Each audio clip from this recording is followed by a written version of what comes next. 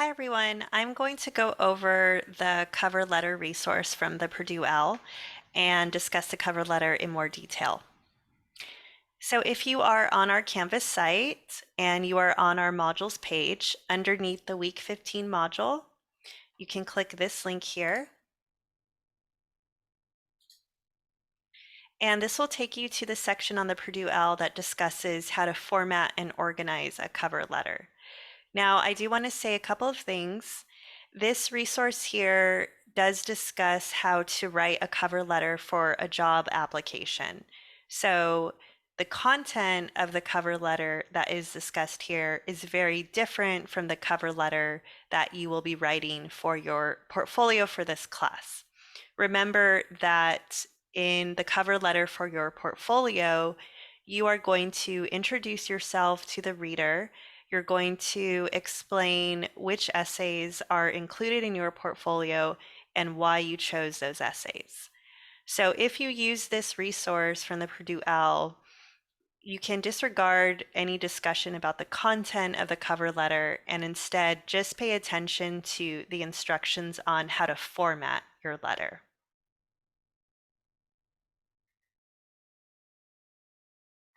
So if you look here in the middle of the page underneath the heading Formatting Your Cover Letter, you can see some of the traditional rules listed here.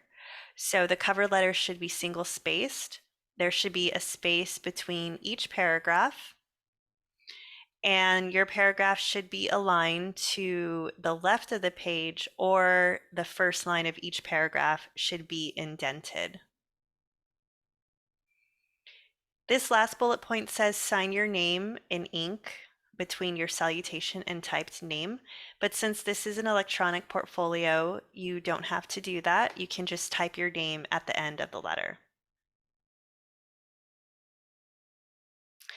And if you continue to scroll down this page, you will see more information related to formatting. Like I said, you're not writing a cover letter in that you're applying for a position, you're writing a cover letter to your portfolio reader. So some of this may not apply to our purposes here. And also you may see that this resource mentions including your contact information. You don't have to do that. You can use CSUN's address and phone number instead. So now let's look at the academic cover letter sample. And if you look at this sample, just in terms of the format, this is how your cover letter should look. So the date will be up here at the top, whatever date you're turning in your portfolio. So let's say it's Monday, May 9th. This information here, like I said, you can just address it to portfolio reader as a person and then write CSUN's address below. And then your salutation, you can address the portfolio reader once again. And as you can see, these paragraphs are single spaced. There is a space in between each paragraph. And this cover letter has 5 paragraphs, but like I mentioned in my previous video, the minimum for yours is 3 paragraphs. So anywhere between 3 to 5 paragraphs is enough. And then at the very bottom, you want to have sincerely followed by your name. So once again, if you're applying for a job, the closing paragraph is where you would provide your contact information, but you do not need to do that in your cover letter to the portfolio reader.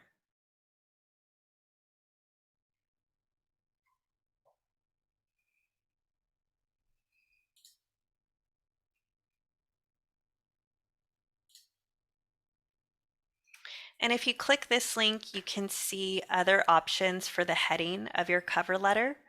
So this one not only includes who the cover letter is addressed to, but this information here at the very top is the person that is writing the cover letter. So you can do either one, and if you include your own contact information up at the top, you can also use CSUN's address. You don't have to put your actual address. But to make things simpler, I would just follow this sample. And in your opening paragraph, that's where you can introduce yourself. You can say that you are a student in 114B. And then in your body paragraphs, that's where you would explain the essays that you selected for your portfolio. So you want to identify each essay by its title and tell the reader what the essay was about because they will not have the essay prompt in front of them. So you can explain what the assignment was and then also explain why you chose that essay. So I would recommend a separate body paragraph for each essay. That way your body paragraph is not too long. And then in your closing paragraph, you can just keep it very short and simple. You can thank the portfolio reader for reading your portfolio. You can say something like, I hope you enjoy reading my essays and that they demonstrate my strengths as a writer, but it doesn't have to be a long closing paragraph.